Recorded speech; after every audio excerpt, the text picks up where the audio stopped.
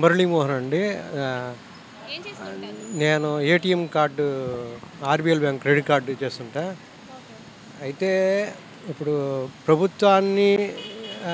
ప్రభుత్వం ప్రకారంగా చూసుకుంటే కరోనా వచ్చింది, ఫస్ట్ వేవ్ వచ్చింది, సెకండ్ వేవ్ వచ్చింది, థర్డ్ వేవ్ వచ్చింది. దానివల్ల ప్రభుత్వం కూడా చేయడం కష్టమే. కానీ డెవలప్మెంట్ అనేది చేయడం కూడా మెయిన్ ఇంపార్టెంట్. అసలు మెయిన్ డెవలప్మెంట్ చేయడం important. First wave second wave ఇంతకుముందేమో ఈ కరోనా అనేది రాలా ఇంతకుముందు ప్రభుత్వాలు.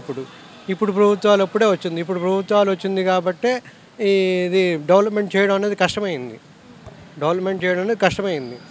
కానీ అన్నీ కూడా ఇప్పుడు మీరు అన్నీ చూసుకున్నా సరే అన్ని రాష్ట్రాల్లో కూడా అప్పులు ఉన్నాయి.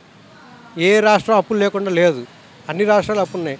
కేంద్ర ప్రభుత్వం కూడా ఇక్కడ నిధులు ఇవ్వడం అనేది లేదు, తక్కువ నిధులు ఇవ్వట్లా. అంటే ఇస్తుంది కానీ ఈ డెవలప్మెంట్కి ఇవ్వట్లా మామూలుగా అన్నిటికీ.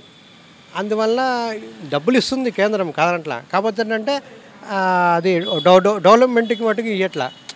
ఈ డెవలప్మెంట్ చేసుకోవాలంటే మరి ఈ ప్రభుత్వం కూడా రాంగ్ ఉంది. లేకపోలా ప్రభుత్వం కూడా ఇలా 3 రాజధానులుగా పెట్టడము, ఏదో ఒకవేళ 3 రాజధానులు పెట్టినా సరే 3 రాజధానులు కూడా డెవలప్మెంట్ చేయాలి.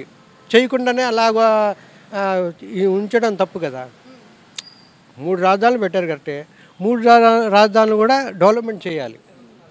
మనకు ఒక రాజధాని ఉందనుకుంటున్నారా? కాదనట్లా, 3 అదే ఒక రాజధానినే మెయిన్ ఇంపార్టెంట్.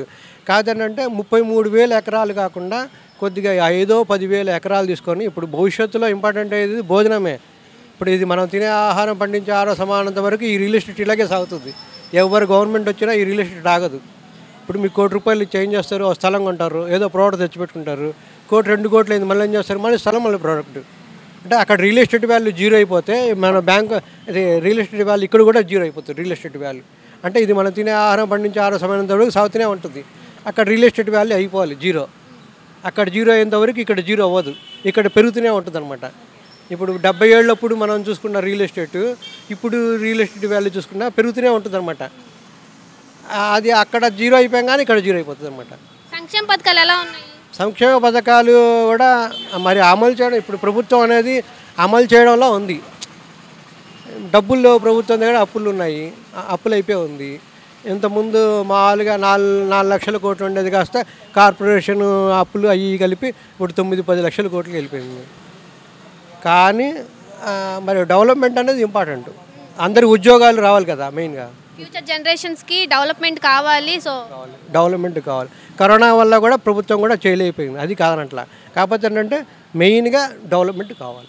ప్రభుత్వం మారితే పోనీ ఏమైనా డెవలప్మెంట్ జరిగితే ఉన్న ప్రభుత్వమే కొంచెం ఏదైనా కల్పించుకొని చేస్తే బాగుంటుంది. అంటే ప్రభుత్వం మారినా కూడా డెవలప్మెంట్ ఇంపార్టెంట్ కాదనట్లా. ఏదైనా ఏ ప్రభుత్వం వచ్చినా డెవలప్మెంట్ ఇంపార్టెంట్ అంతే.